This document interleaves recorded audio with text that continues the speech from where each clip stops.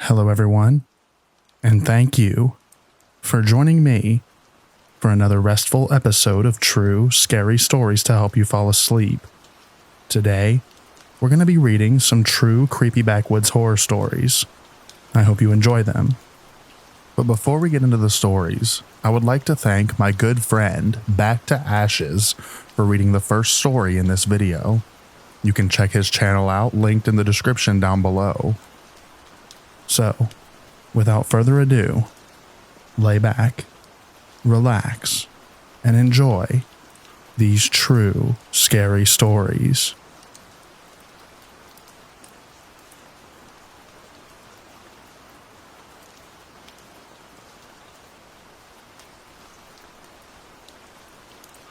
I attended college in Northwest Georgia. The school had a campus of 27,000 acres for approximately 2,000 students. So, as you can imagine, it was mostly fields and woodlands. My senior year, the school was short on housing for women and asked for female volunteers to move into apartments on a remote part of campus. This had been built back in the 1930s to house workers for the school dairy and were a couple of miles from the main part of campus. The apartment complex was small, maybe 8 units. It sat atop a hill with lovely views and had access to hiking trails. Plus, when you went to a school that would expel you for drinking wine or having boys stay over, the added privacy was a huge bonus. My roommate Ella and I quickly signed up. Ella and I liked walking on the trails in the evening and usually headed back to our place just before sunset. Like most colleges, ours came with its fair share of ghost stories and tales of cryptids. But the woods had always been peaceful on our walks. Anyways, we were together, so we felt safe. One evening in late spring, we headed down a trail that veered further from the main road than the route we usually took. We walked along as usual, chatting and being silly. As we walked, the woods seemed to grow darker, much quicker than usual. We were familiar with the sunset times, and it seemed far too early to be losing light.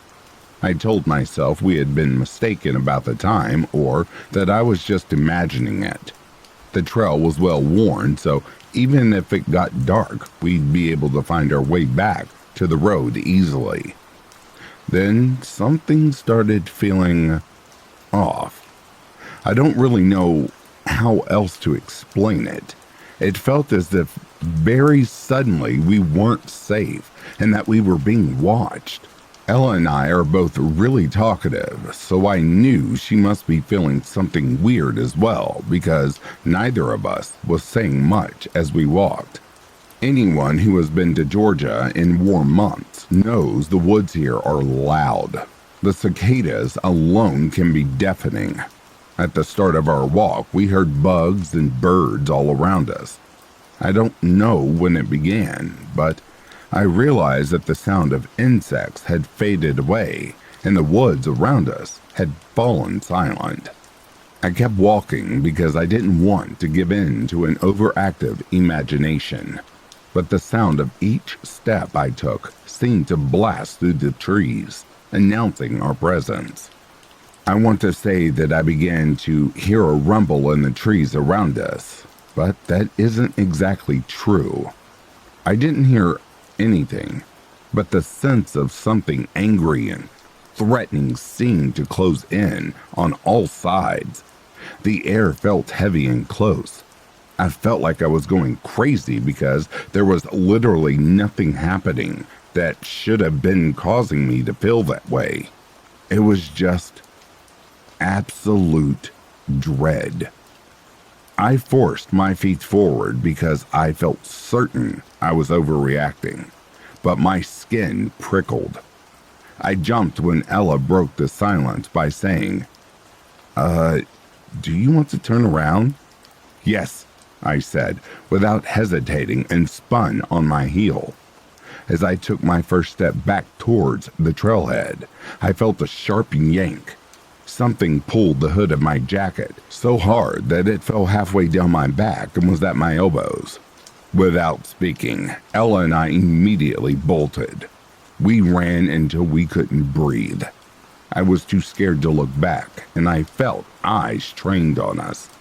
We made it home, and I bolted the doors. No clue what happened, but that was our last hiking venture.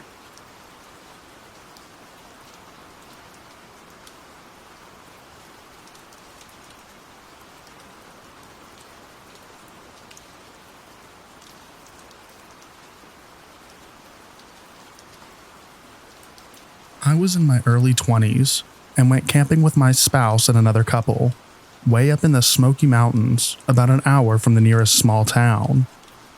There are 2 to 3 other sites, but none close enough to hear anybody. It's probably 1 a.m., and we're sitting around the fire talking and hear somebody whistle the Hunger Games whistle 3 to 5 times. We laughed it off and kept talking. Figured it was another camper out for a stroll or something. We do live in the crackhead capital, and people do weird stuff. Let me set the scene. My friends were on the opposite side of the fire facing the rest of the camp. My back is to camp and I'm facing the woods. My dog is asleep by me. It's fall and there's leaves everywhere, and walking through camp was crunchy. An hour or more later after the Hunger Games whistling, I feel eerie. Like it's pitch black around us, and I've always been a little bit scared of the dark. I turn around and glance behind me, and I felt what I thought was something white and then something black attached. I even said that it was weird, and we kept talking. It had to be my mind playing tricks in the dark because I'm a pansy. A few minutes later, I still feel weird. I turn around again, and my eyes focus on the white and black. I can now tell the white is the top of a shirt, and the white short sleeves. I literally screamed, "Who the heck is that?" And flashlights immediately click on. A federal marshal introduces himself. A game warden was with him. I literally saw his white t-shirt and black vest in the dark. He was no more than 5 feet behind me for God knows how long. Like I said, it's very crunchy out, and my high alert cattle dog never heard them either. I'll cut the end short. I've rambled long enough. They checked all our alcohol. He wanted to know where to buy my blackberry whiskey, and looked in cigarette packs, and located a roach my friends had smoked hours earlier. He said that's mainly what they do in this area, is listen in on camps and try to do drug busts. They park way down the road and walk into camps. He said they wouldn't have even bothered us if I hadn't noticed him.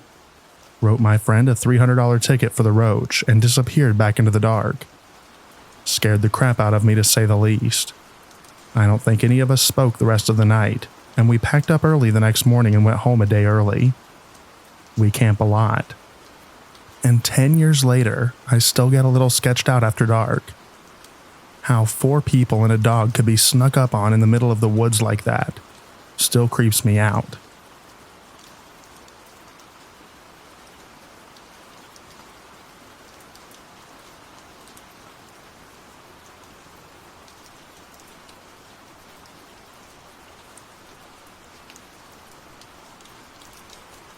Okay, so my friends and I decided to go camping and have some drinks. We were pretty far off in the woods and there were no houses or other campsites near us, and no sign of any other people in the area. We eventually fell asleep for the night. Everybody else was asleep in their tents, and myself and one of my friends fell asleep in hammocks we had set up near the road. At one point in the night, probably around 2 to 3 a.m., we both wake up cold, because we only had thin blankets, and start talking and trying to wake up a bit. Then out of nowhere, we hear this weird human-sounding whistle. It didn't scare me at first, because I know there are a lot of animals who can make that kind of noise, especially where we live in central Missouri. But it was strange, because it was a 2-toned whistle. Think like Negan in The Walking Dead. And we heard it every few seconds. It seemed to get closer every time, until eventually it sounded like it was maybe 20 feet away. At that point, I was really scared, and my friend and I jumped up to start a fire, and heard it once after that, maybe 2 to 5 minutes later, on the opposite side of the woods. I did a lot of research the next day trying to figure out if there were any animals that could make that sound, but I couldn't find any that whistled the way that whatever was in the woods did. I'm wondering if anyone here knows what kind of animal it might be, or if somebody has any kind of supernatural explanation, because I found plenty about why you shouldn't whistle in the woods at night, but nothing about hearing whistles.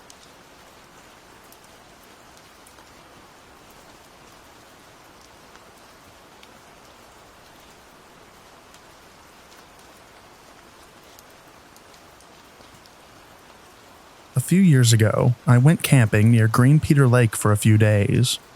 We started off near the lake, but ventured further in the mountains each night.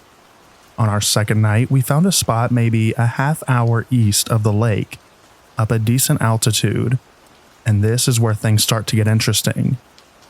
It's late, and we're drinking and playing card games and such, and I wander the perimeter of the campsite. We're on a mountaintop setting over a small valley, and on the other side of this valley along a near sheer drop, I see a blue orb. It was maybe a kilometer away and slowly faded in and out, but was very apparent to me. I called everyone over and they all see it too. One of the guys had a PVS 14 night vision monocular, so he pulls it out to see if we can get a better view of it. For those of you unfamiliar with night vision optics, the PVS 14 is a passive night vision device. It intensifies incoming photons and brightens the image rather than emitting IR light itself, so you can see the faintest of light sources with it, even stars invisible to the naked eye. It can also see infrared light. The thing is a wild piece of technology. So we try to look at the orb with the night vision, and it's not there, yet it was still visible with the naked eye. Somehow this orb was not detectable to the night vision. I try and adjust it, and no matter what I did, it wouldn't show up under the night vision. It's almost like the orb was emitting some wavelength of light that the night vision couldn't pick up, but I'm unaware of what that would be. Anyone have a similar experience? I'd be curious to hear input from any veterans, or people more familiar with the kind of night vision that I was using, because as far as I know, this shouldn't be possible. Yet it happened, and all of us saw it.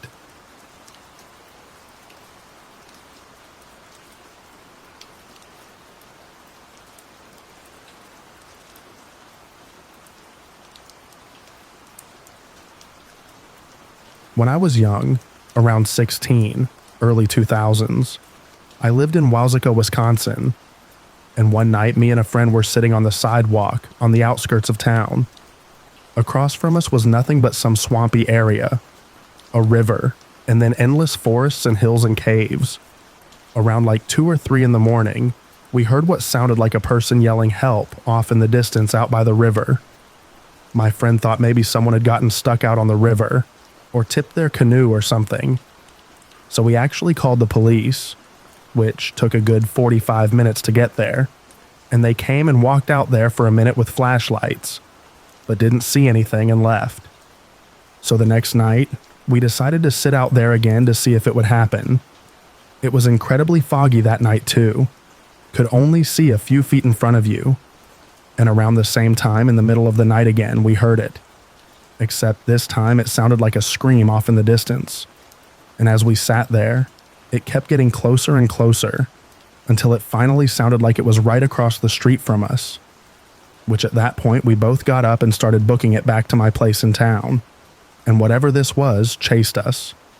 We had to pass several abandoned buildings on our way back into town, and we could hear it screaming and keeping up with us. Its screams would get muffled by the buildings. We made it back to my place, told my mom about it in the morning, and my mom jokingly mentioned the Irish Banshee and how it screams to forewarn people of a death. I shrugged it off, but about 6 months later, my friend's brother crashed his car into a telephone pole right across from where we had been sitting, and then he left the scene of the accident and went to his dad's house and shot himself. It got ruled a suicide, but nobody could understand why he did it. So I thought that was an incredibly eerie coincidence. Yes, some animals in WI are known to scream, like foxes, cougars, rabbits, etc. But I listened to soundboards back then of all the wildlife in southwestern WI, and nothing matched what we heard. The scream was way too much of a shrill and long-lasting, very loud. Imagine a person screaming with all their might and being. So whatever it was had to have good-sized lungs to make such a sound. It was loud enough that it reverberated even.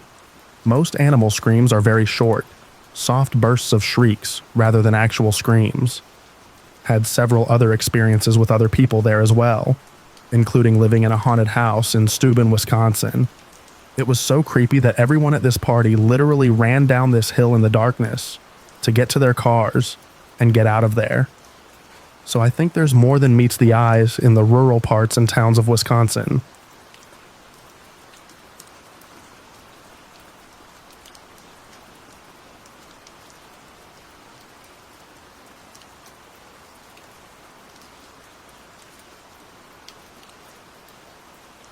In the late fall of 2010, my dad, mom, sister, uncle, and I decided to try and hike to the Goat Canyon Trestle, located deep in the desert of San Diego County in Southern California, near the Mexico border.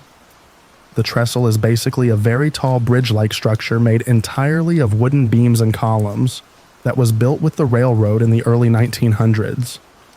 The railroad is now decommissioned, and the tracks, bridges, and tunnels are all abandoned. There is a lot of good and interesting information about the trestle online if you are interested. It is allegedly one of the tallest freestanding wooden structures in the world. I believe now there is a lot more information on how to hike out to the trestle online, but back in 2010, there was very limited information about it, and you really had to search deep to get information on where to start and what route to take. My uncle was super into these remote abandoned locations at the time, and it was his hobby to research and plan out how to get to them. There was no dedicated trail at that time to the trestle. I am not sure if there even is one today, and you had to more or less make your own path across the rocky desert hills. I was a sophomore in college at the time, and we all decided it would be best to do the hike over Thanksgiving weekend, when me and my sister would be in town for the holiday, and it would be cool enough temperatures to attempt. When we got to the location where we parked our car, it was pretty barren and out in the middle of nowhere, with desert all around. My uncle told us we would have to hike up into the hills ahead of us, and then down the other side through a canyon that led to the trestle. It's this canyon that the trestle traverses. The hike started off without incident, but the lack of a dedicated trail soon made it difficult. The terrain was very rocky, with loose slate-like rocks that were lined with sand, and made you slip and fall easily. Within the first few hours, I had fallen and scraped my knees and hands several times.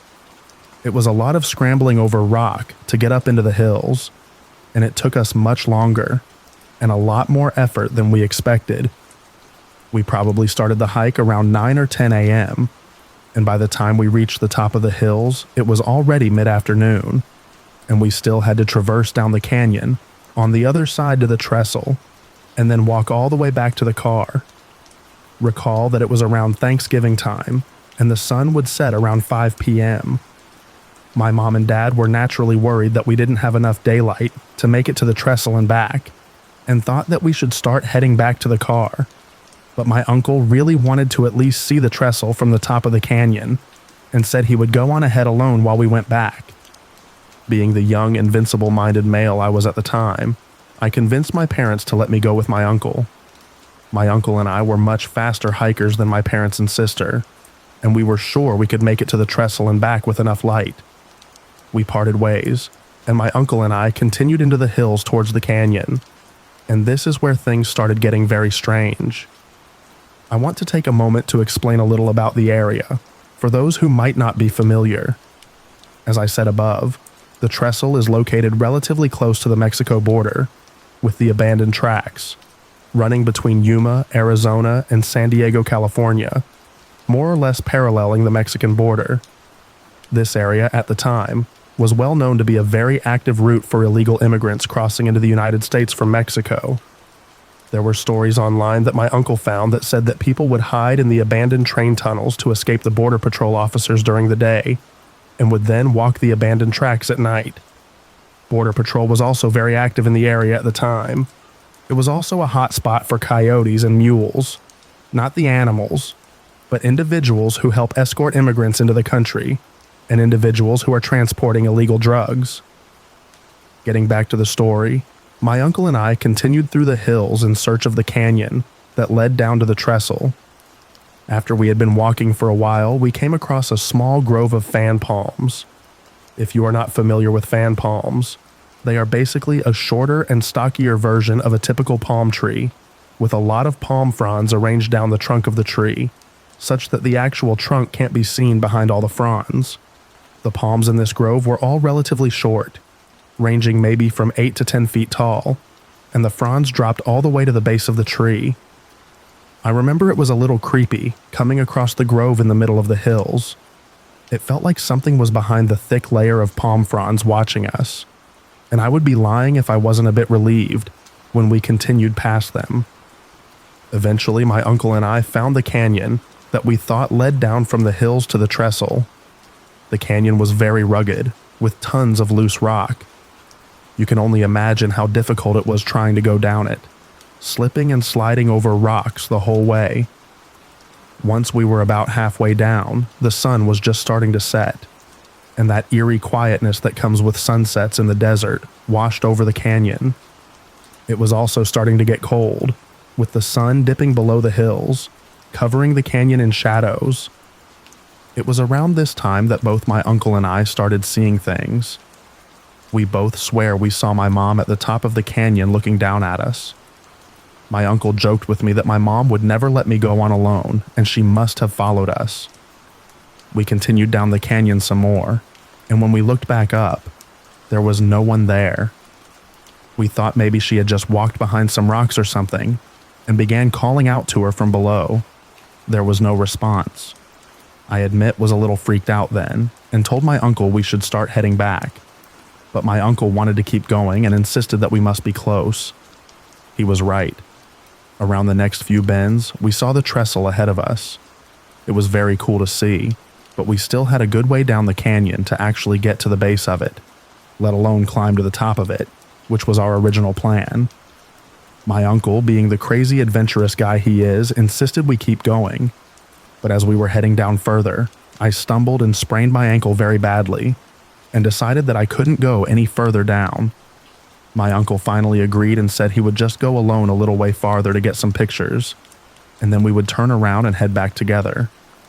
So there I was, sitting alone in this canyon that was getting darker and darker by the minute, trying to mend my twisted ankle, when I looked back up the canyon to see if my mom was visible again.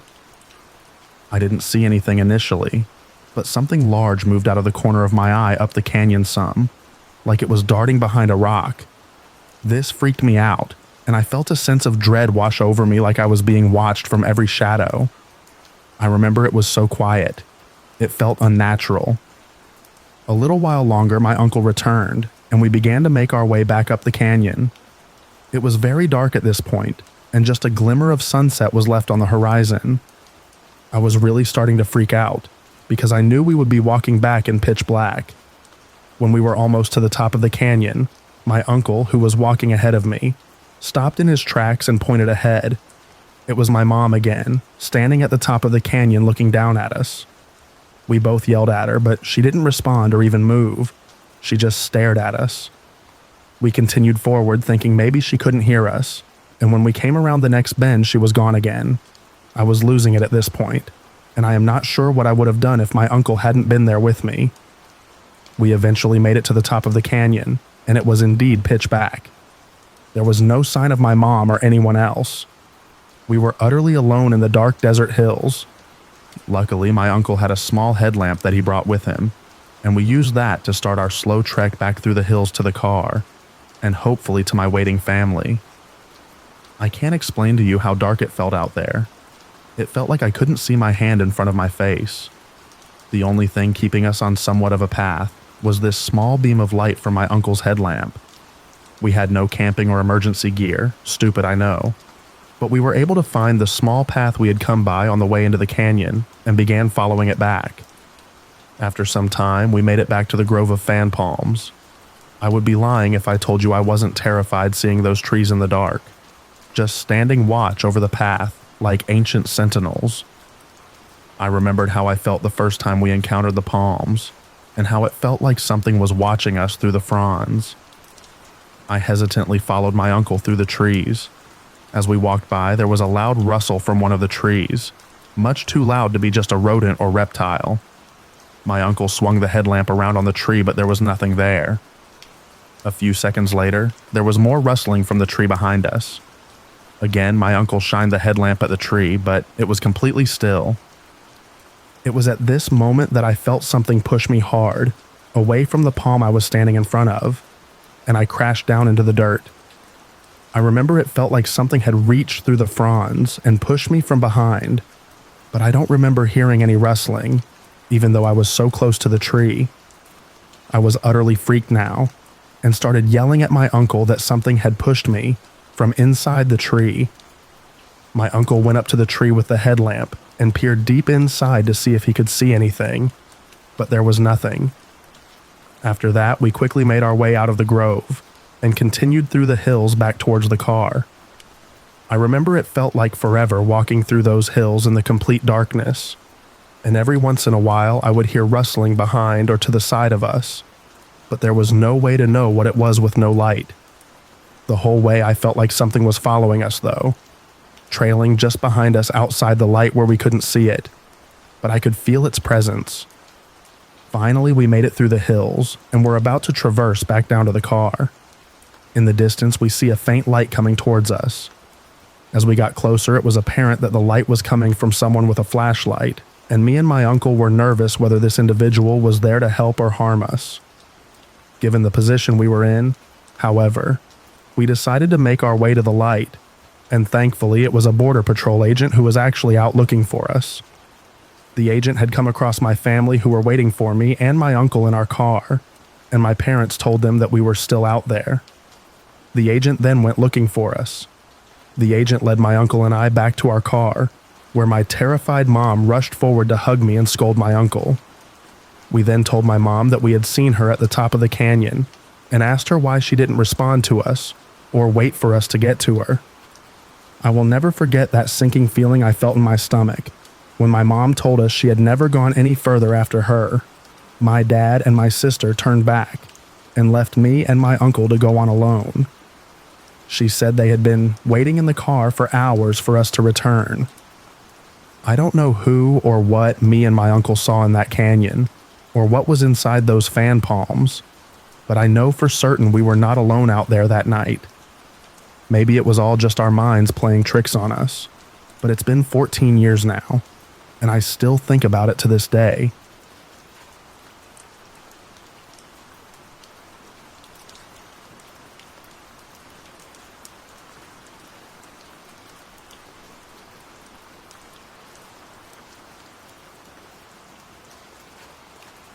Today, my girlfriend and I went backpacking in Angeles National Forest.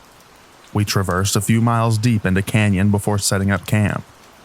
While my girlfriend gathered firewood, I was pitching a tent near a hillside.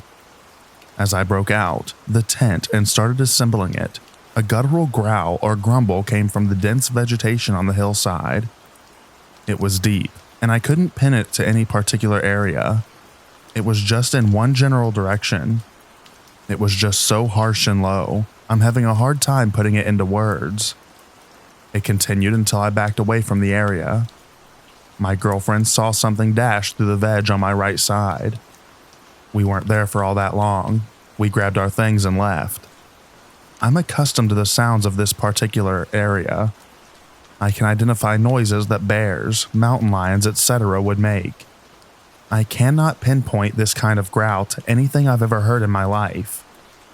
Whatever it was big and didn't want us there. What could this even be?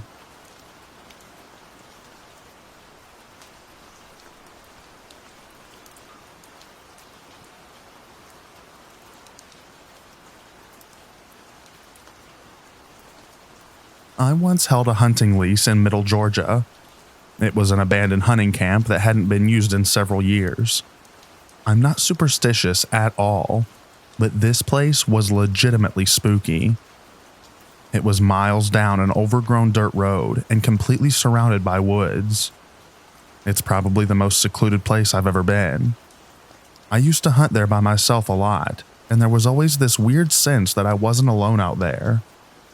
There was a locked gate at the front of the property, but it was not uncommon for us to find the front door of the cabin open, even when the door was locked. That was pretty creepy, but that's not what this story is about. One evening, I was hunting down in a small valley by a food plot we put lining a creek that bordered the property. From the minute I sat down, I had a weird feeling, like I wasn't in a safe place, even though I was holding a .308 with ballistic-tipped rounds. I didn't feel like I was the top predator out there. I didn't see any deer while I was sitting at the stand, but the forest was abuzz with activity. Birds, squirrels, and other critters singing their normal evening symphony. And then, all of a sudden, silence. Everything just stopped. It felt like everything in the woods was looking right at me. It was getting dark fast anyways, and I was extremely creeped out. So I packed up my gear and started the walk back up to the cabin. About 100 yards away, I had this feeling that something was coming up behind me. I spun around and pointed my rifle back down the path towards the food plot, and that's when I saw it. There was something standing in the middle of the path. It wasn't a person, but it didn't look like a deer or anything I've seen before. There was hardly any light to make out any features, but it almost looked like some kind of bipedal deer or something. It was just standing there, staring at me. I quickly made my way back to the cabin, packed up my stuff, and got out of there. I just let the lease run out, and I never went back after that.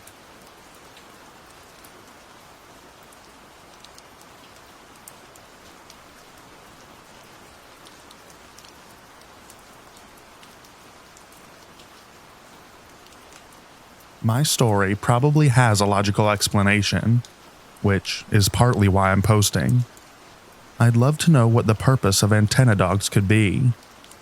My ex and I were driving through the mountains of Tennessee and North Carolina, 129/Tail of the Dragon area for anyone familiar with the area. Being dumb out-of-staters, we thought it would be fun, fairly quick drive. It wasn't, and we were still picking our way through the very late at night. No civilization except a random gas station where teenagers were hanging out. Going up a hill, suddenly we saw two largest dogs standing in the middle of the road. These dogs scared the crap out of me. First off, because I could have hit them and gotten murdered by some backwoods dog owner. Then I noticed that they each had antennae, like a radio antenna on their collars. They stared me down as we approached, slowly, and finally moved out of the road. We made our way back north like the wussy Yankees we all are, and all was well. But what is the purpose of antenna dogs?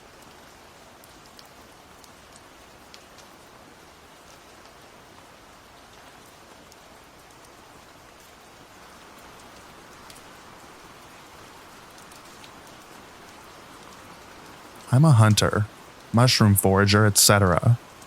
Bottom line, I do a lot in the wilderness. So tonight, I went scouting for a hunt. As I came up to the cattle guard in my side-by-side, lights hit this individual holding a beer by the gate. I hop out and asked if he's okay. He had no light or anything, and he doesn't even look at me. 40 minutes later, I'm coming back to my vehicle. I close the cattle gate and hop in my car. This guy just walks up to the gate that I just closed, opens it up, closes it, and walks into the dark without a light. Nothing. Mind you, I'm a mile into the wilderness. I call out to this guy and he walks as if I didn't exist. No light and a dead look on his face. Really freaked me the heck out. His blank, ominous demeanor was something out of a horror movie. I've had quite a few negative experiences in this area.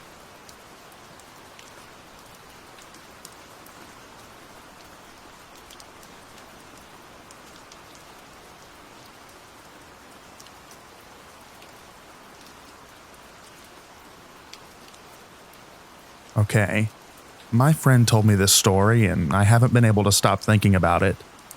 He and a friend were out on a creek fishing that they weren't really familiar with and had started to go downstream to look for a better spot. Mind you, they are far from any town and there are no houses nearby. They suddenly come up to a clearing that has a dome-shaped building that is dissipated and can barely be seen under all the trees and brush. Of course, curiosity got the better of them, and they decided to take a peek. Upon going inside, there are a lot of strange random items. As they venture further through the building, they come upon coffins that were very small, like for a children or an infant. They started getting really creeped out, but continued exploring. They then come across a heavy door that leads into a room painted in extremely bright colors, with pictures on the wall like a daycare or a preschool would be. And all around the room was wrapped in layers and layers of chicken wire. And it was done in a way not to keep someone from getting in, but to keep them from getting out. At that point, they were so creeped out that they just got the heck out of there. When they made it home, they told the dude's girlfriend what happened, and she called the police to report it. She was so freaked out. He never heard about anything about it, and moved shortly thereafter. He says it's been on his mind often since then, and when he talks about it, you can see that he's genuinely freaked out, and he doesn't scare easily. Edit. So after investigating further, I found out that I got a few details wrong. So there is the dome building, a trailer, and one or two tiny house type things. The room with the baby caskets had gurneys in them also. I have no idea what this place could be, but if any of you have any ideas, please let me know.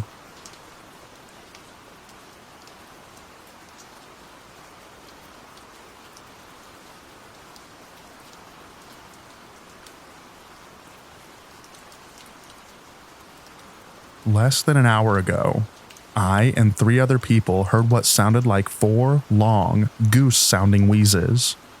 We have no idea what it was, but we had filmed an interview in southeast central Oklahoma. I know that sounds wonky, but we are at a place that's closed to the public, especially at 10 p.m. at night. Another way I could describe the noise is that it sounded like when a house cat gets something caught in their throat, and they do that deep coughing thing.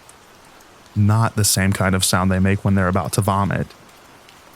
Also similar to a deer blow, but distinctly different enough not to be that. Has anyone else heard something like this before? What is it?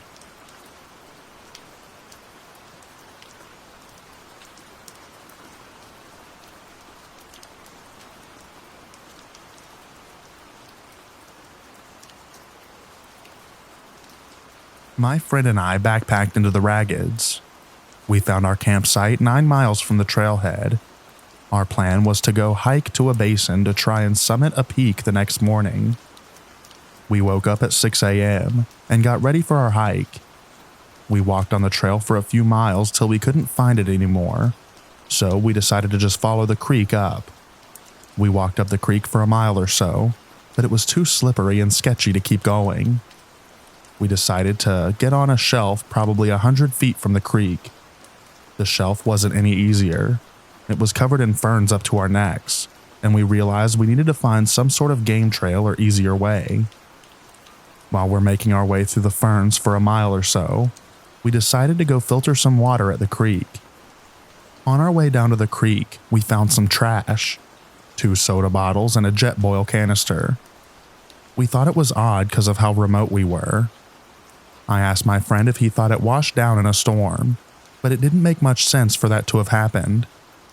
We made our way down to the creek to filter some water and took some time to recover. We walked up into the forest and found a bone hatchet lying on the ground. I thought it was pretty cool and wanted to keep it. Then we started to look around the area. Fans, that's when we come across the campsite. The first thing I noticed were some XL gloves half buried in pine needles. I looked up at the tree they were under, and there were deep gashes in the tree, probably from the hatchet. I thought that it was odd, so I told my friend to come look. This is when we both just felt some bad energy, but we decided to keep looking around. I picked up some trash and put it in my pocket, when I then tell my friend me to come look what he found. There was a tiny pond. The first thing I saw in the pond was a basket, but I looked harder and there was a big black tarp, and it looked like it was wrapped around something big. My heart dropped.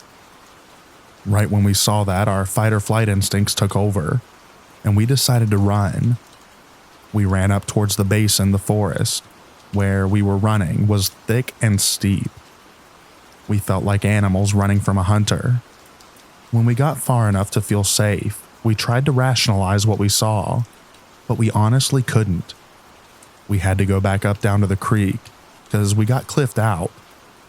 We followed the river for another mile or so before it started to open up into a wetland area. We found some hunter's campsite, and the trail which was a relief. So we kept pushing to the basin. We found a little stream and filtered some water, but didn't fill our water bladders up.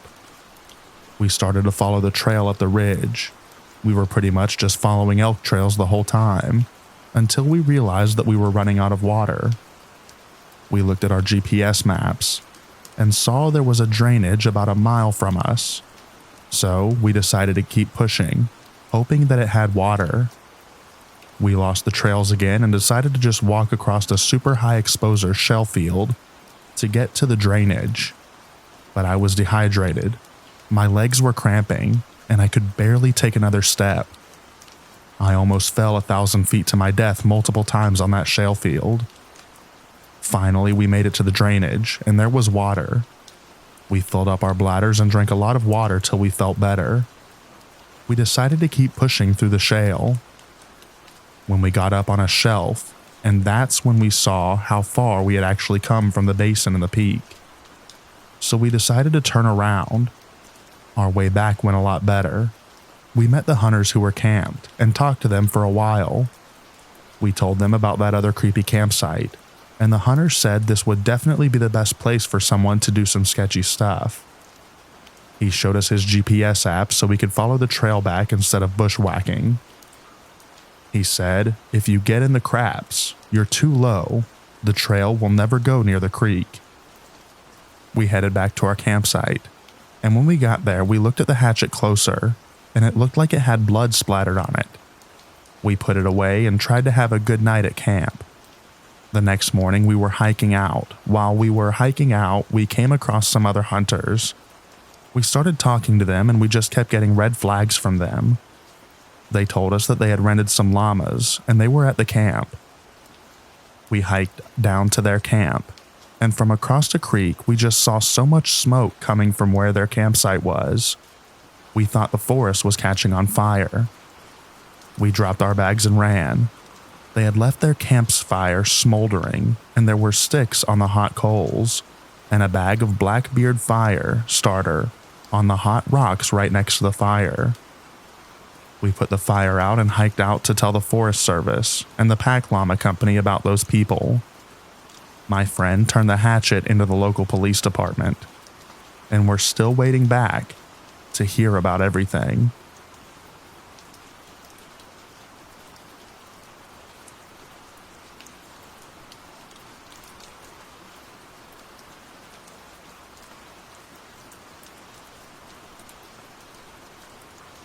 This is my third alarming experience in the last couple of years in northeastern Pennsylvania, in state game lands. A couple years ago, I was hiking with my 2 dogs on some trails. Some of the hike was along power lines. I know this area well. I grew up in the other side of the power lines. I've since moved and came into the area on a different route than I typically took from my old house. The majority of the hike was fine until I went down an old quad trail that was pretty grown in. I know the trail, and it leads down to a very old quarry, maybe 2 miles. As we hike, my dogs stay behind me, which is unusual, but they were still exploring off trail and romping around, so I didn't feel alarmed. Eventually, we crested the trail and hit a decent clearing, and I just hear in a low voice, "Help." I keep moving, slow my speed but look around. My dogs are near me and not alerting. and being as invisible as possible. At this point, I'm feeling like it's time to turn around, and I do so. As I do, a low voice calls out, "Turn back." I'm terrified at this point, and so are my dogs, so we hightail it out of there and head the heck home. If it was a person, my dogs would have alerted me of that. Based on past experiences, this has to be the mimic I've experienced in the past. This was the first time I hiked those woods in over a year.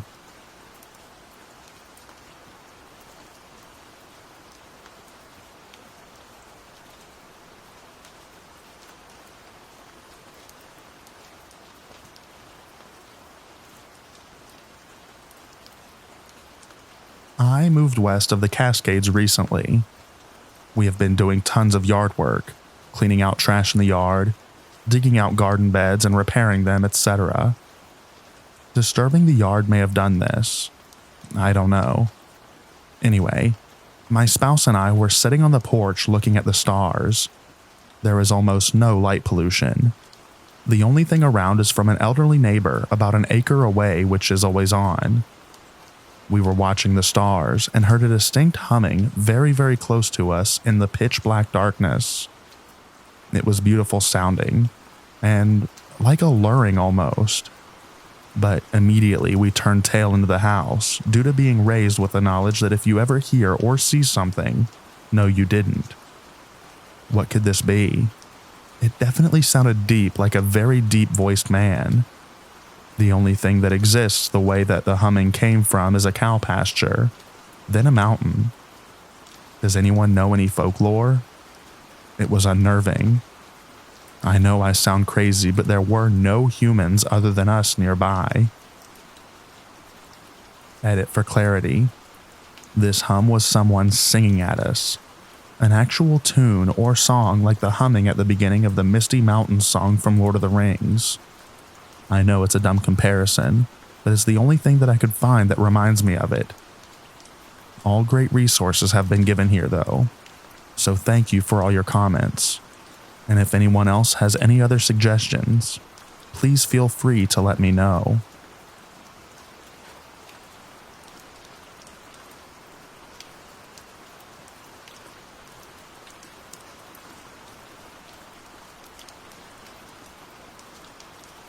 So a little backstory. My friends and I have been hiking and backpacking around the area many times, at least once a year on a good long multi-day backpacking trip, a few times in this same location, and other than car problems and sometimes friends not bringing the right gear, we've never had any issues. This specific trip was a 6-mile in, 6-mile out, 6K total elevation shift, both ways trip to a lake. We did it in October, so we were preparing for extreme colds, potentially below freezing at night. There were only 3 of us, and we were all geared up for this. I was probably the least geared out of the trio, and I knew I'd be perfectly comfortable. So we began the trek in. Took us until end of day and we got to the lake no problem. Set up camp and just enjoyed ourselves to the sounds of nature. Some MREs and a couple pints of whiskey. At the end of the night, we all settled into our sleeping quarters. Myself in a small tent. My friend in a hammock right next to me around the fire pit, and our other friend some distance away from us in a tent. Now it's important to note that my friend in the hammock was camped right next to me, maybe 10 feet away, while our other friend was probably 100 feet away or so.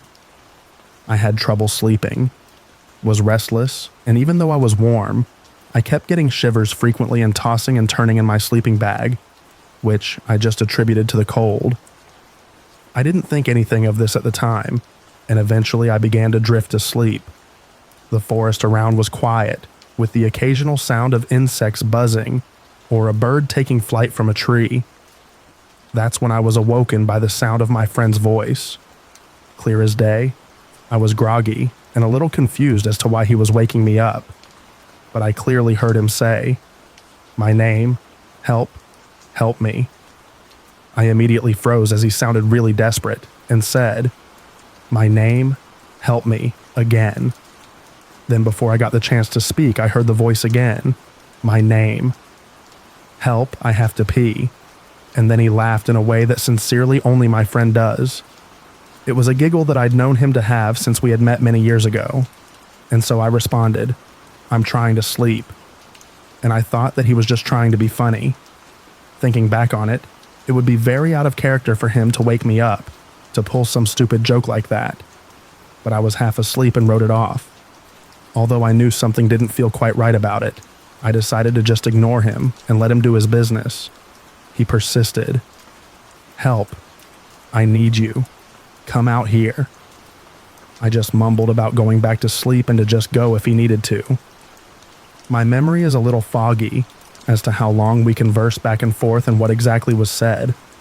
But afterwards, I had noticed that he hadn't made any noise to leave to go pee or get back in his hammock as I was trying to fall back asleep, which I found odd, but again, brushed off as nothing. Once the voice had been gone for a while, and I assumed he had quietly gone on and gotten back to his hammock, I realized I had to pee badly and wasn't going to get any sleep until I did. So I got out of my tent and immediately walked over to his hammock to pull the same stunt he had on me, calling his name in a joking manner and waking him up to let him know I was there. But when he woke up, he was immediately thrown off by this. That's when I told him I was just going to pee like you had told me you were a bit ago.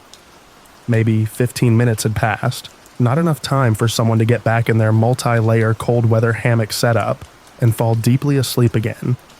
Not to mention he hadn't made a sound since our conversation stopped. He asked me what the heck I was talking about, And I asked him over and over if he was just outside my tent. He swore up and down he had been asleep since he laid down that night and never once got out of his hammock.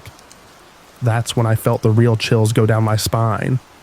Whatever had been outside my tent asking help in this high-pitched mocking voice that my friend would sometimes joke with was not him.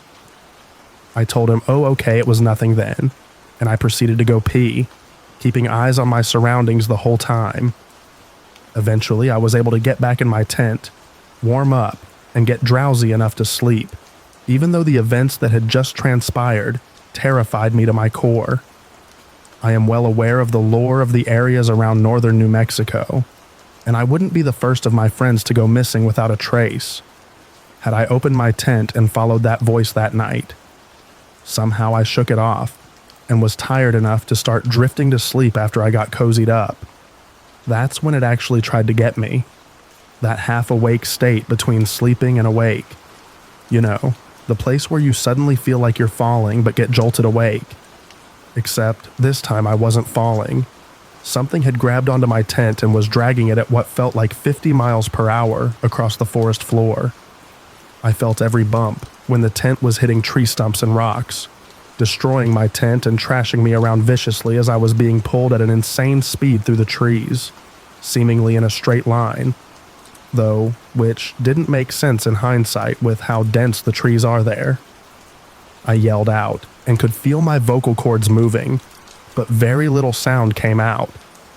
I must have traveled a good several hundred feet like this. That's when I opened my eyes. The only thing that felt different was the tent was no longer moving.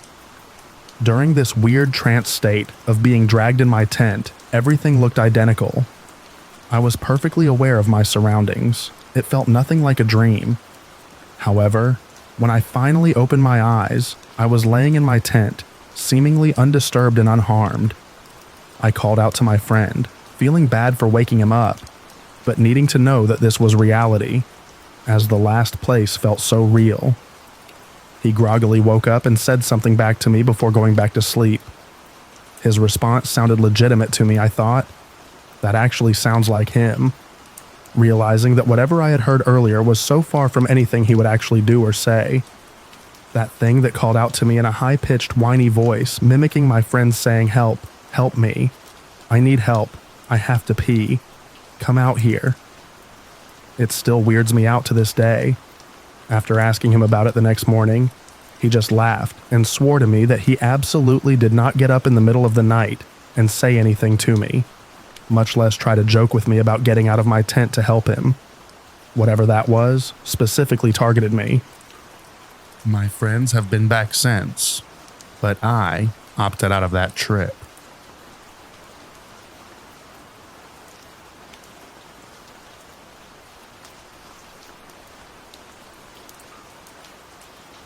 Thank you so much for listening to all of the stories in this video. I hope you enjoyed them. I also hope that you enjoy the extra rain at the end. Get a good night's sleep, everyone, and I'll read to you in the next video. Bye-bye now.